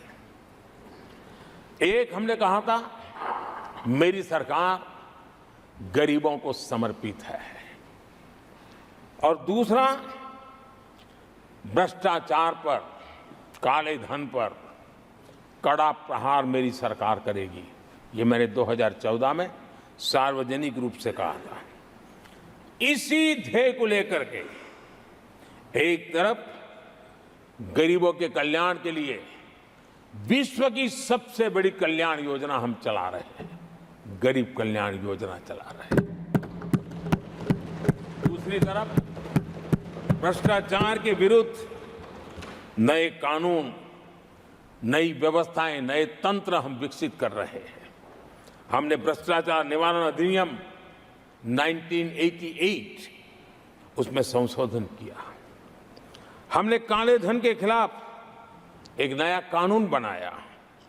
बेनामी संपत्ति को लेकर हम नया कानून लेकर के आए। इन कानूनों से भ्रष्ट अधिकारियों पर भी कार्रवाई हो गई, लेकिन लीकेज हटाने के लिए हमने सकारात्मक रूप से गवर्नमेंट में भी बदलाव लाया। हमने डायरेक्ट बेनिफिट ट्रांसफर पर बल दिया। हमने डिजिटल टेक्नोलॉजी का भरपूर उपयोग किया है, और तभी आज हर लाभार्थी तक उसके हक का फायदा तुरंत सीधा पहुंच रहा है। एक नए पैसे का लीकेज नहीं होता है। ये हमारी भ्रष्टाचार के खिलाफ लड़ाई का पहलू है। और जब सामान्य नागरिक को ये व्यवस्थाएं मिलती है तब उसका लोकतंत्र पे भरोसा बढ़ता है, उसको सरकार में अपनापन महसूस होता है, और जब अपनापन महसूस होता है ना, तब तीसरी बार बैठने का मौका मिलता है। आदरणीय सभापति जी,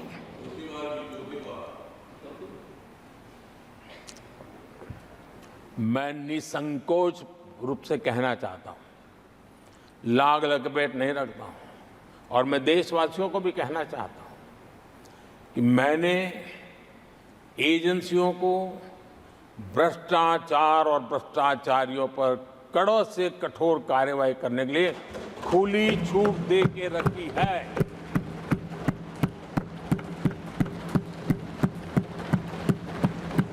सरकार कहीं पर भी टांग नहीं अड़ाएगी। हां, वो ईमानदारी से काम करे, ईमानदारी के लिए काम करे, ये मेरी सूचना है। और आदरणीय सभापति जी, मैं फिर देशवासियों को कहना चाहता हूं, कोई भी भ्रष्टाचारी कानून से बच करके नहीं निकलेगा, ये मोदी की गारंटी है। आदरणीय सभापति जी, राष्ट्रपति जी ने अपने संबोधन में पेपर लीक को एक बड़ी समस्या बताया है। मेरी अपेक्षा थी कि सारे दल दलीय राजनीति से ऊपर उठकर इस पर अपनी बात रखते हैं, लेकिन दुर्भाग्य से इतना संवेदनशील महत्वपूर्ण मुद्दा भी, मेरे देश के नौजवानों के भविष्य के साथ जुड़ा मुद्दा भी इन्होंने राजनीति के भेंट चढ़ा दिया। इससे बड़ा दुर्भाग्य क्या हो सकता है। मैं देश के नौजवानों को आश्वस्त करता हूं कि आपको धोखा देने वालों को ये सरकार छोड़ने वाली नहीं है। मेरे देश के नौजवानों के भविष्य के साथ खिलवाड़ करने वालों को सख्त से सख्त सजा मिले, इसके लिए एक के बाद एक एक्शन लिए जा रहे हैं। संसद में इन गड़बड़ियों के खिलाफ सख्त कानून भी हमने बनाया है। हम पूरी सिस्टम को मजबूती दे रहे हैं कि भविष्य में मेरे देश के नौजवानों को आशंका भरी स्थिति में भी रहना न पड़े। पूरे विश्वास के साथ वो अपने सामर्थ्य को प्रदर्शित करें और अपने हक का प्राप्त करें, इस बात को लेकर के हम काम कर रहे हैं। आदरणीय सभापति जी, यहाँ कुछ आरोप लगाने की फैशन है, लेकिन कुछ आरोप ऐसे उसके जवाब घटनाएं खुद दे देती है और प्रत्यक्ष को प्रमाण की कोई जरूरत नहीं होती है। जम्मू कश्मीर में हाल में हुए लोकसभा चुनाव में मतदान के जो आंकड़े हैं वो पिछले 4 दशक के रिकॉर्ड को तोड़ने वाले हैं। और इसको सिर्फ कोई घर से गया बटन दबा के आया इतना नहीं है, भारत के संविधान को स्वीकृति देते हैं, भारत के लोकतंत्र को स्वीकृति देते हैं, भारत के इलेक्शन कमीशन को स्वीकृति देते हैं। ये बहुत बड़ी सक्सेस है आदरणीय सभापति। देशवासी जिस पल की प्रतीक्षा करते थे वो आज इतनी सहज सरलता के सामने दिख रही है। आदरणीय सभापति, बीते अनेक दशकों में बंद, हड़ताल, आतंकी धमकियां, इधर उधर बम धमाके की कोशिशें एक प्रकार से लोकतंत्र पर ग्रहण बनी हुई थी। आज इस बार लोगों ने संविधान पर अटूट विश्वास रखते हुए अपने भाग्य का फैसला लिया है। मैं जम्मू कश्मीर के मतदाताओं को विशेष रूप से बधाई देता हूं।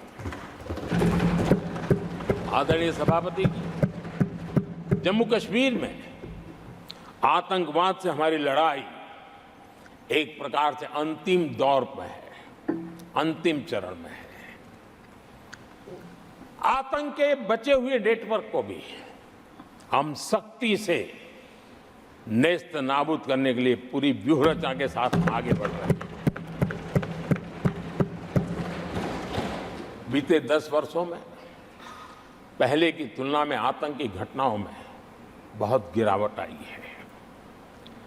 अब पत्थरबाजी की खबरें भी शायद ही किसी कोने में एक आध बार आ जाए तो आ जाए। अब जम्मू कश्मीर में आतंक और अलगाव खत्म हो रहा है और इस लड़ाई में जम्मू कश्मीर के नागरिक हमारी मदद कर रहे हैं, नेतृत्व कर रहे हैं। ये सबसे जरा विश्वास पैदा करने वाली बात है। आज वहां टूरिज्म नए रिकॉर्ड बना रहा है, निवेश बढ़ रहा है। आदरणीय सभापति जी, आज जो नॉर्थ ईस्ट को लेकर सवाल उठाते हैं, उन्होंने नॉर्थ ईस्ट को अपने हाल पर छोड़ के रखा था, क्योंकि उनकी जो चुनावी हिसाब किताब होता है, नॉर्थ ईस्ट से इतनी ही लोकसभा की सीटें हैं, क्या उससे राजनीति में फर्क पड़ता है? कभी कोई परवाह नहीं की, उसे उनके नसीब पर छोड़ दिया था। हम नॉर्थ ईस्ट को आज देश के विकास का एक सशक्त इंजन बनाने की और हम ताकत से लगे। नॉर्थ ईस्ट पूर्वी एशिया के साथ ट्रेड, टूरिज्म और कल्चरल कनेक्टिविटी उसका गेटवे बन रहा है। और ये जो कहते हैं ना 21वीं सदी भारत की सदी, उसमें ये इनिशिएटिव बहुत बड़ा रोल प्ले करने वाला है। ये हमें स्वीकार करना है। आदरणीय सभापति जी, हमने नॉर्थ ईस्ट में गत 5 वर्ष में जो काम किया है, और अगर पुराने कांग्रेस के हिसाब से साथ उसको अगर तुलना कर दी जाए, हमने जितना काम 5 साल में किया है इतना अगर उनको करना होता ना तो कम से कम 20 साल लग जाते, एक पीढ़ी और चली जाती। हमने इतना तेजी से काम किया है। आज नॉर्थ ईस्ट की कनेक्टिविटी उसके विकास का मूलभूत आधार है, उसको हमने प्राथमिकता दी है। और आज भूतकाल के सारे इंफ्रास्ट्रक्चर से कई गुना आगे हम निकल चुके हैं और हमने उसको करके दिखाया है।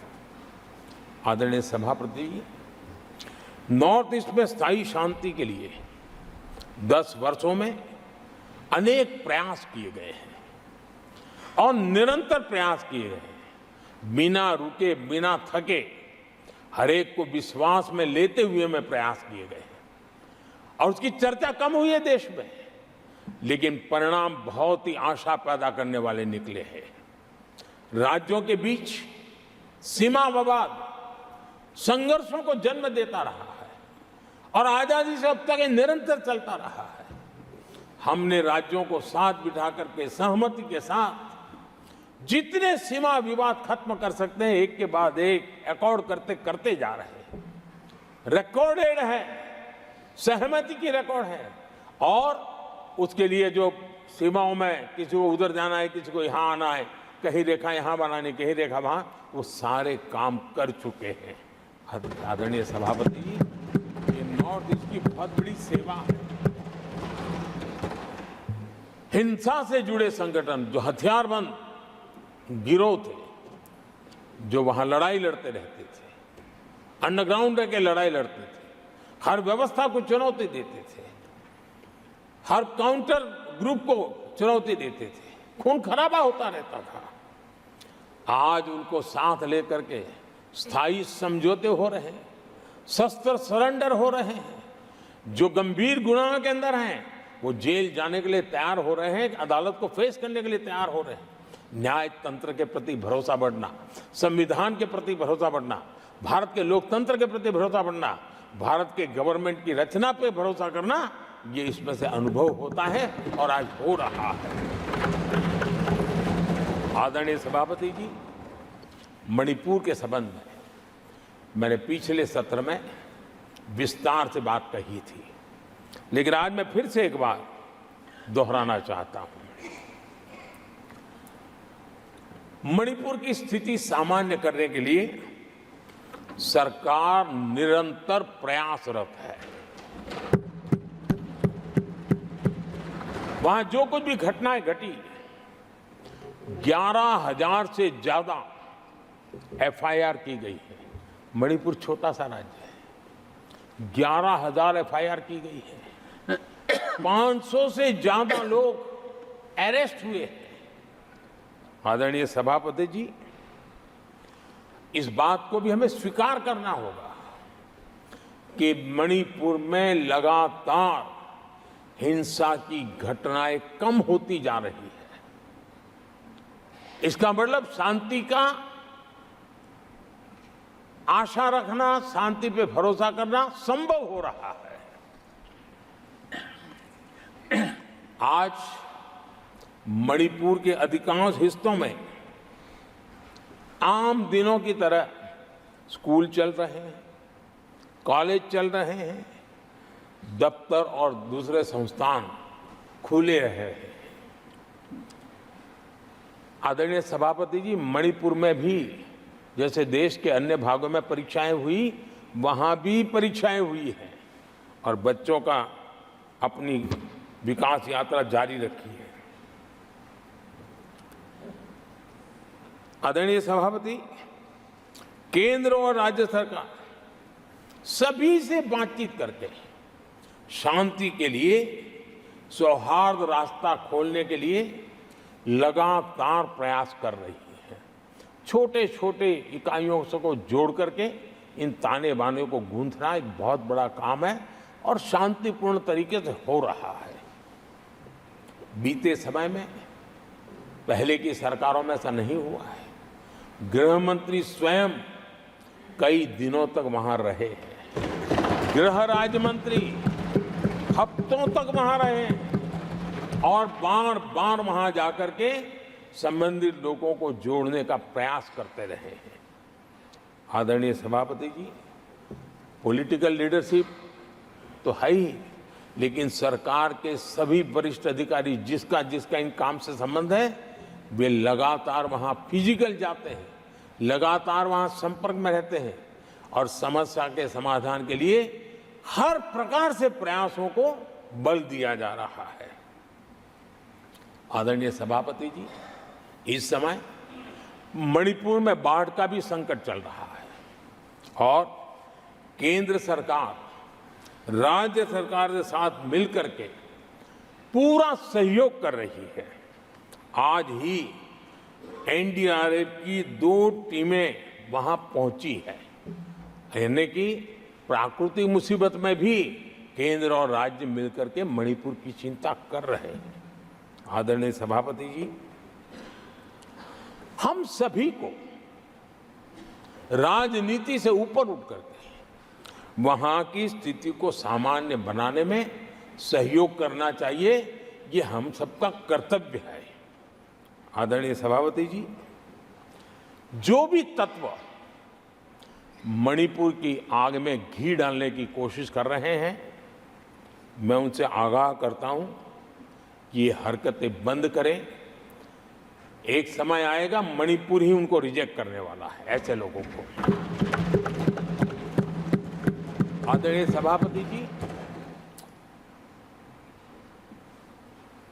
जो लोग मणिपुर के इतिहास को जानते हैं, मणिपुर की घटनाक्रम को जानते हैं, उनको पता है कि वहां का सामाजिक संघर्ष का एक लंबा इतिहास रहा है।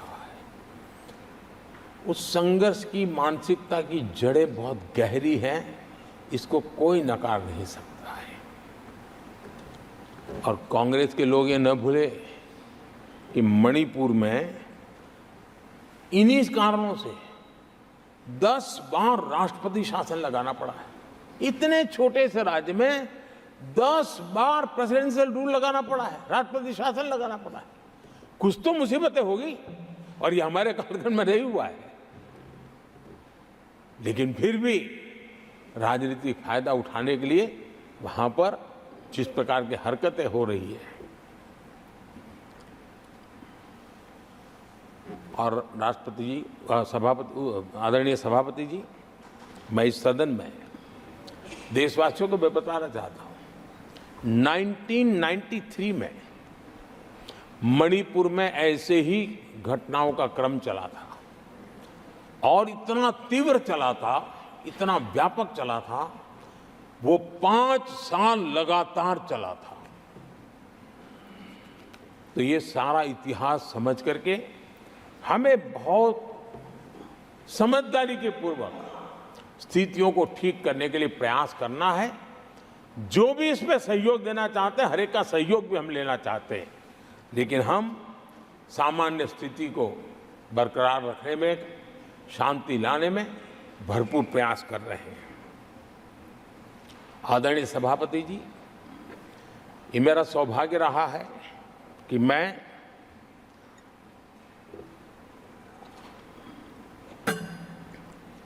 प्रधानमंत्री प्रधान सेवक के रूप में यहां आया।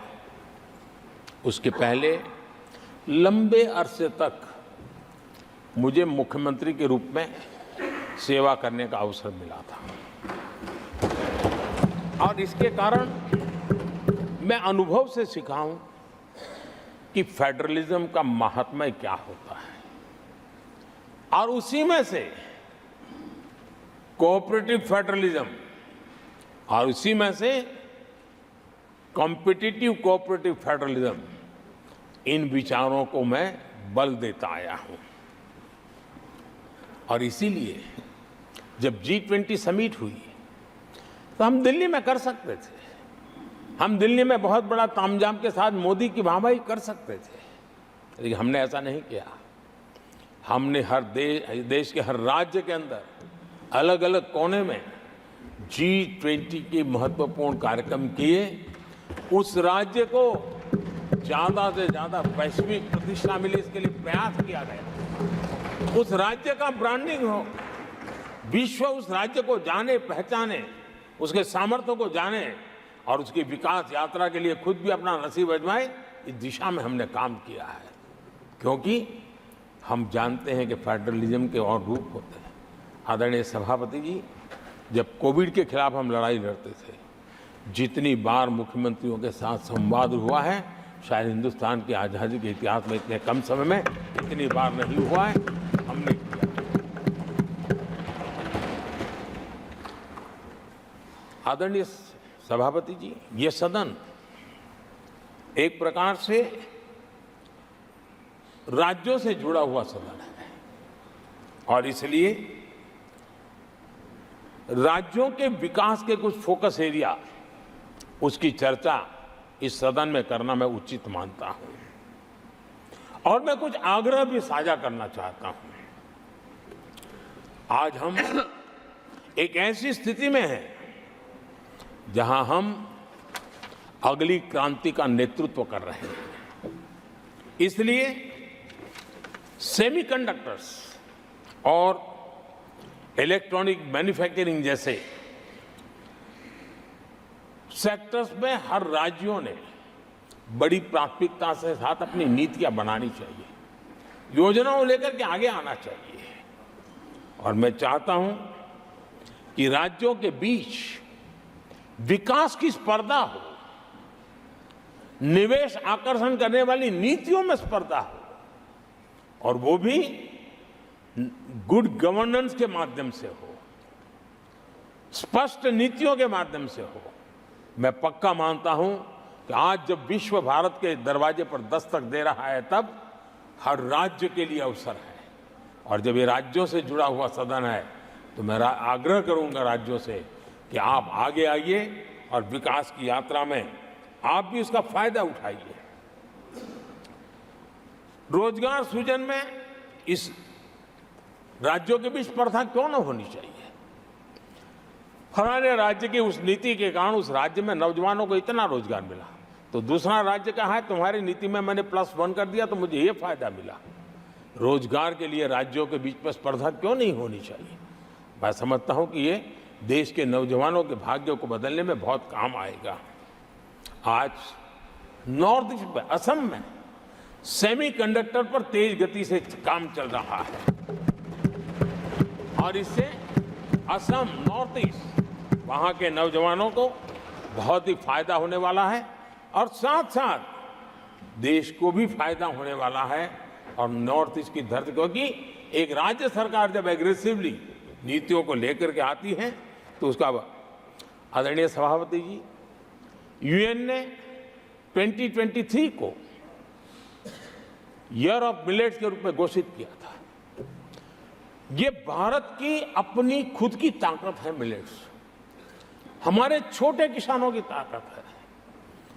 और जहां कम पानी है, जहां सिंचाई की सुविधाएं नहीं है, वहां पर मिलेट्स, जो कि एक सुपर फूड है, मैं मानता हूं कि राज्य इसके लिए आगे आए, अपने अपने राज्य के इस सुपर फूड को, मिलेट्स को लेकर के वैश्विक बाजार में जाने की योजना बनाए।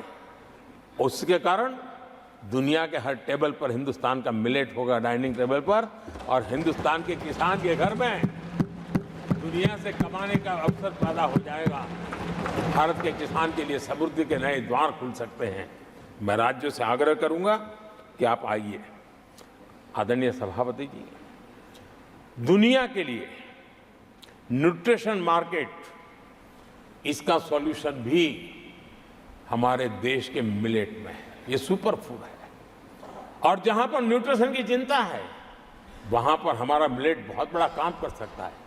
हम इस आरोग्य की दृष्टि से भी वैश्विक मंच पर ले जाने के लिए हमारे राज्य आगे आए, अपनी एक पहचान बनाए।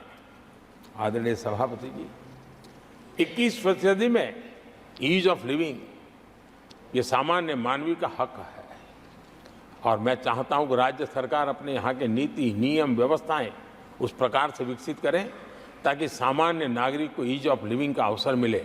और इस सदन से राज्यों को अगर वो संदेश जाता है तो देश के लिए उपयोगी होगा। आदरणीय सभापति जी, भ्रष्टाचार के खिलाफ जो हमारी लड़ाई है, उसको हमें कई स्तरों पर नीचे ले जाना पड़ेगा और इसलिए चाहे पंचायत हो, नगरपालिका हो, महानगर पालिका हो, तहसील पंचायतें हो, जिला परिषद हो, ये सारी इकाइयों में एक ही मिशन के साथ भ्रष्टाचार से मुक्ति का राज्य अगर बीड़ा उठाएंगे तो हम बहुत तेजी से देश के सामान्य मानवी को जो भ्रष्टाचार से जूझना पड़ता है उससे मुक्ति दिला सकते हैं। आदरणीय सभापति जी, समय की मांग है कि हमारे यहाँ एफिशिएंसी अब होती है चलती है का जमाना चला गया है।